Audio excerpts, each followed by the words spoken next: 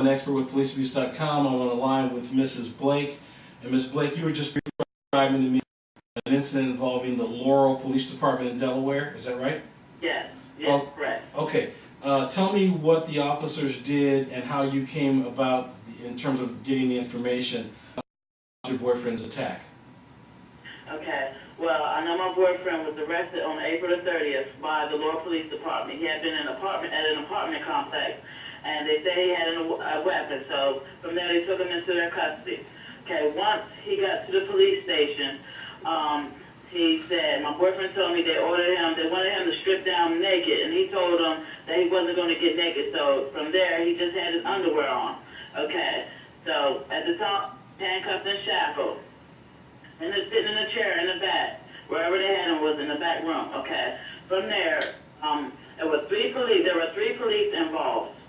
Now, once one of the officers left and came back with a bottle of Drano. Two officers held my boyfriend's legs, and one held his arm. Okay. By that time, he's sitting in a chair, and they're holding his legs. They poured the half a bottle of Drano down his throat. Okay, let me stop you there. Your boyfriend was taken into custody on a warrant. They said he had a weapon. Is that right?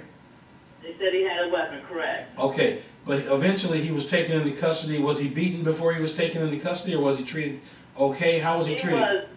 Once he surrendered, yes. They tased him with a taser gun once he surrendered. He was on his knees with his hands in the air. They still tased him with a taser gun. Okay. After he had surrendered, yes. Okay, so he had surrendered. He was on his knees, and they tasered him anyway. Right. Yes, this is before he got to the police station. Okay, and then he was taken to the police station. They asked him to take his clothes off and strip down naked. Right. He told them he didn't want to do that, but he did strip down to his underwear. Is that right? Right, correctly. Okay, and then after he stripped down to his underwear, you said that he was shackled and handcuffed again? Correct, sir. All right, and while he was shackled and handcuffed, you said 3 police officers then held him down while one of the officers who came back with a bottle of Drano, and they poured that Drano down his throat. Correct, sir. Okay, now, how does he know it was Drano? Was it in a Drano container? Did it say Drano on the... Yes, it was in a Drano container. Okay, and did he tell you what they did to him? Oh yeah, they told me, but I kind of knew something wasn't right because when I had arrived to the police station, I knew for a fact something was wrong because his t-shirt was lying on the bathroom floor, and I could see the bathroom from the door. The door is like a glass door, you can see, and I knew something wasn't right. My heart and my gut told me something wasn't right, and when the police did come to the door, so after about an hour, I was just so scared because I didn't know what was going on. And finally, one of the officers came to the door, asked how could he help me, and I told him I was here for Douglas Barnes. And he told me Douglas Barnes is in the hospital, and I asked why. He said because he drank Drano. Now, are they trying to say that he drank Drano on his own, that he wanted to drink Drano? Actually, they're trying to say he tried to commit suicide. Yes, sir. And he says that they poured it down down his throat. They poured it down his throat because, I mean, it doesn't make any sense. If you're handcuffed and shackled, how would you get the Drano? And, like, how would you, it doesn't make any sense. If you're handcuffed and shackled, there's no way. There's no way. Yeah, well, my question is, how would he ever come into access with Drano? I mean, how would he come about getting a bottle of Drano if he's in jail? Do you know? Exactly. I have no clue. Not at all. But I just know he told me once he was handcuffed and shackled, sitting down, one of the cops was calling all kinds of names, nigger and this, a whole bunch of stuff. And cop left the room, came back with a bottle of Drano. And they poured the Drano in his mouth.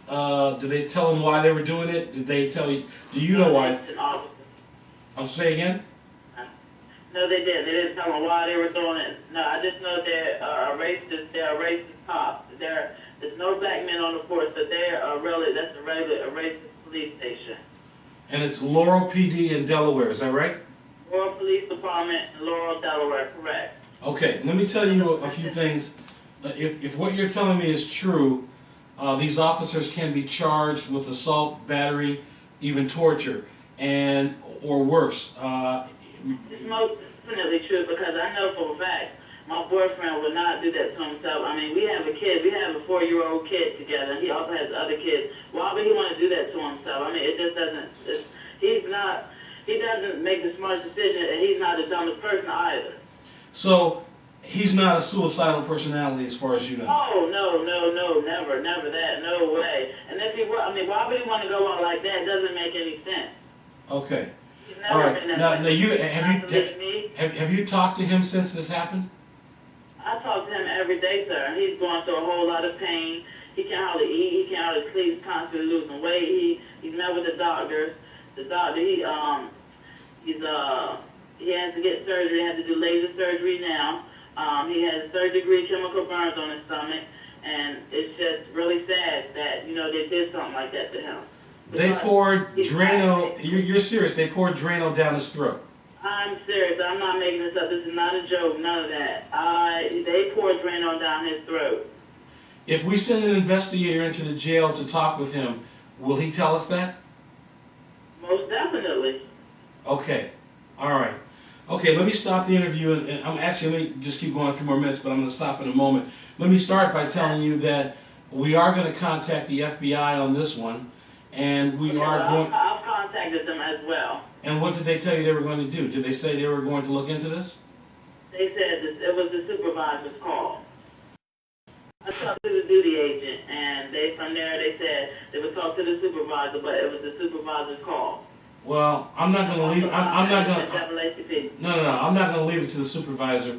This needs to be looked into. This is a very serious crime.